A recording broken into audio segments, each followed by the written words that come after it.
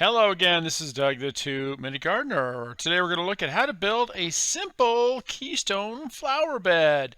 Really simple, always nice to have a raised bed for things that need really good drainage like roses. And this is primarily what this one is. So this was my old rose bed. Decided to really rebuild it and have it done right with just simple Keystones like you find at Home Depot or Lowe's or places like that. Now, very important first step to getting that Keystone just right is making sure you have a good solid foundation. So we're going to do a couple inches of just crushed gravel here to really kind of make for a nice solid base. So first dig down. You want to dig down, a good 3 or 4 inches, and then backfill that with about 2 inches of road base. So it's nice and compact, because a lot of times when you do Keystone flower beds, you don't put a really solid compacted base and it'll eventually cave in. So the guys here are digging a nice little baby trench, again about 4 inches deep, backfilling it with 2 inches of gravel. Then you set your base course. Now you may notice on this there's 2 different size Keystones.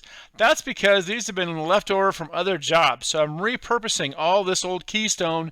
And so to do this right, I'm using the biggest blocks on the bottom, because when you do your base course, it's important to remember 3 things. 1, put it in gravel. Pack it in on that gravel so it gets a nice solid footing. 2, make sure it is completely level. It is really important that that bottom course is level. So it's very time consuming when you're doing that bottom course of a Keystone wall for a raised bed. And the third thing is, keep in mind when you're building these Keystones that different Keystones are rated for different height flower beds. And the one you're seeing here today is approximately 16 inches tall. It's 4 courses of Keystone. Each one of these Keystones is 4 inches thick. So again, take your time. Put that nice footing down, pound that footing in, and lay that bottom course very slowly, carefully. And again, the guys are checking it out, making sure that it is completely level before they go around adding some of the more courses. Now, the other thing that's important is notice they have a string line going to make sure that it's really straight on the straight parts, the front and the backs of this flower bed.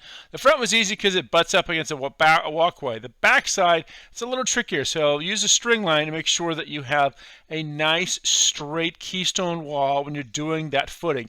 The first course, the bottom course, is really the most important when you're doing a Keystone wall. All right, now they're starting to stack the Keystones, and that's the great thing about Keystones.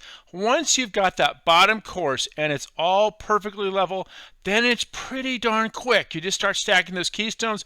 Keystones, this particular one's the Garden Keystone series, has that little lip on the back that kind of helps hold it in place.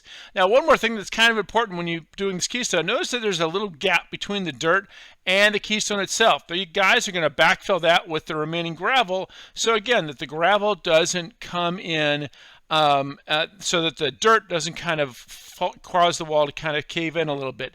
And that's basically it. But again, we did 4 courses of the Keystone. Here's the finished job. Add some dirt, add some annuals. Now again, this was my regular rose bed, but I wanted to really gussy it up, so I added that.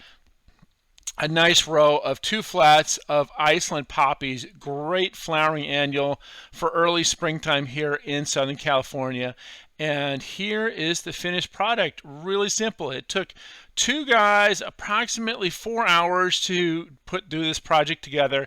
On the back side, I put down a layer of gravel for weed protection, because I didn't want to deal with all the weeds like I had last year. So we ended up using about 2 yards of gravel, half for the footing and half for the little pathway that goes right behind it. A pretty low budget thing. And again, here are those wonderful Iceland poppies. The bees just love it.